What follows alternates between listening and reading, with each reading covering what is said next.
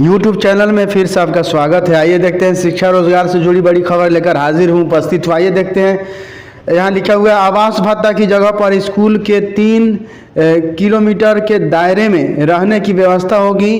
तैयारी, नवनियुक्त शिक्षकों को 3 कमरे तक मिलेगा आवास। सभी डीओ ने शिक्षकों को भेजा आवेदन पत्र। शिक्षक बताएंगे किस तरह का आवास चाहिए। राजकर्मी का दर्जा मिलने पर नियोजित को भी सुविधा। बीपीएससी से नियुक्त और नियोजित दोनों ही शिक्षकों को घर के पास आवास की सुविधा दी जाएगी। और यहाँ लिखा हुआ है कि राजकर्मी का दर्जा मिलने के बाद नियोजित शिक्षकों को भी यह सुविधा उपलब्ध होगी। वेतन मद में आवास की राशि सीधे मकान मालिक के खाते में दी जाएगी।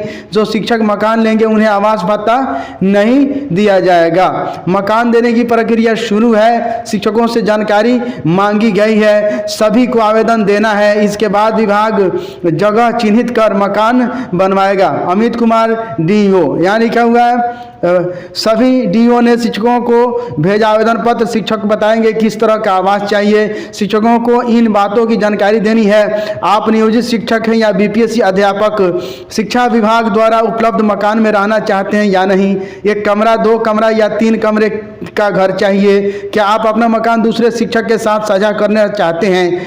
आपकी पदस्थापना किस जिले के किस विद्यालय में है। ये सब जानकारी उनको देनी होगी।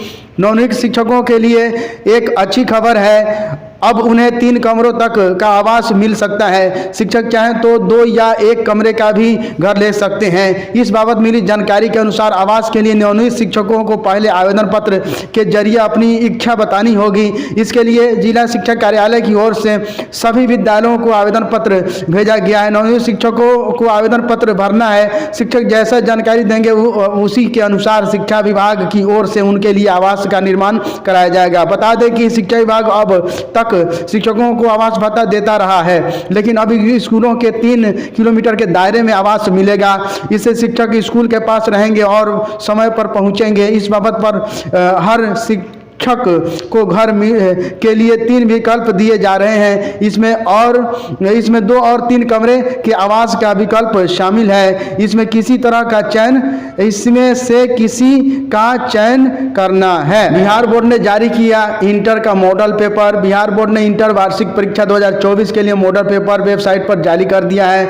इंटर के परीक्षार्थी website helpline Bihar board online .bihargovernment.in पर देख सकते हैं। बोर्ड के अनुसार हर दिन अलग अलग विषयों का मॉडल पेपर जारी होगा। इससे इंटर के परीक्षार्थियों को परीक्षा तैयारी करने में सहूलियत होगी। दूसरे के बदले परीक्षा देते 7 दबोचे गए। 35 परीक्षार्थी अब तक गिरफ्तार किए गए।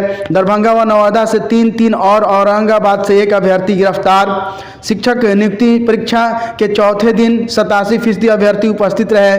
वहीं दूसरे की जगह परीक्षा देते हुए 7 अभ्यर्थियों को पकड़ा गया है। दरभंगा और नवादा से 3 और औरंगाबाद से 1 मुन्ना भाई की गिरफ्तारी हुई है। परीक्षा शांतिपूर्ण ढंग से संपन्न हुई। अब तक दूसरे के बदले परीक्षा देते कुल 35 अभ्यर्थी पकड़े गए हैं। चौथे दिन 6ठी से 8वीं के लिए भाषा विषय की परीक्षा आयोजित हुई। इसमें अंग्रेजी, उर्दू, हिंदी और संस्कृत भाषा शामिल है।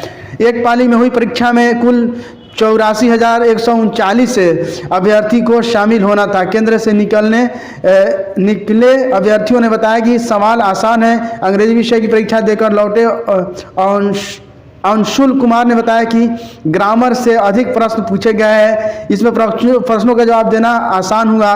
वहीं हिंदी विषय की परीक्षा देकर निकले पीयूष सिंह ने बताया कि व्याकरण से सबसे ज़्यादा प्रश्न पूछे गए हैं। 9 दिसंबर की परीक्षा का मॉडल उत्तर किया जारी। बीपीएससी ने 9 दिसंबर को आयोजित शिक्षक नियुक्ति परीक्षा के प्रश्न पत्रों का औपबंधिक उत्तर वेबसाइट पर अपलोड कर दिया है।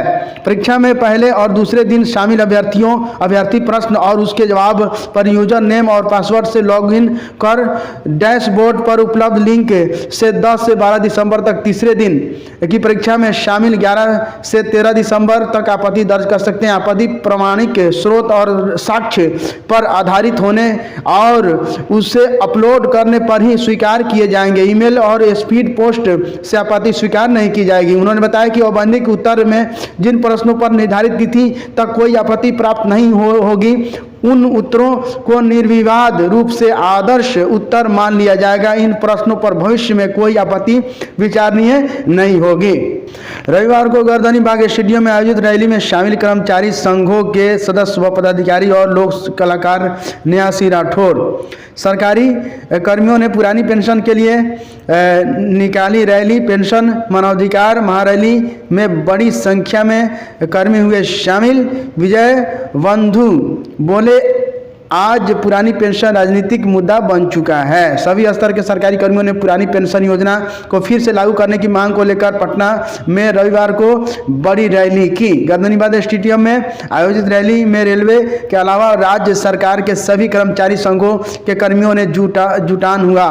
इससे मुख्य रूप से NMOPS पुरानी पेंशन बहाली हेतु प्रतिबद्ध राष्ट्रीय संगठन के राष्ट्रीय अध्यक्ष विजय कुमार बंधु ने संबोधित किया। उन्होंने कहा कि आज पुरानी पेंशन का मुद्दा राजनीतिक मुद्दा बन चुका है। शुरुआती दौर तो पुरानी पेंशन योजना की मांग करने वालों का मजाक उड़ाया जाता था, परंतु अब स्थिति बदल गई है। NMOPS और अंतर्गत कर्मियों के संघर्ष के कारण देश के 6 राज्यों में पुरानी पेंशन योजना को बहाल कर दी गई है। अब जल्द ही सभी राज्यों में इस योजना को बहाल कर दिया जाएगा। संगठन के प्रदेश अध्यक्ष वरुण पांडे ने कहा कि जब तक पुरानी पेंशन योजना को वापस नहीं पा लेते तब तक चैन से नहीं रहेंगे। थैंक यू फ्रेंड्स, फिर मिलते हैं नई वीडियो के साथ। अभी तक मेरे चैनल को आपने सब्सक्राइब नहीं किया तो सब्सक्राइब कीजिए, बेल आइकन दबाइए, वीडियो को दोस्तों में शेयर कीजिए।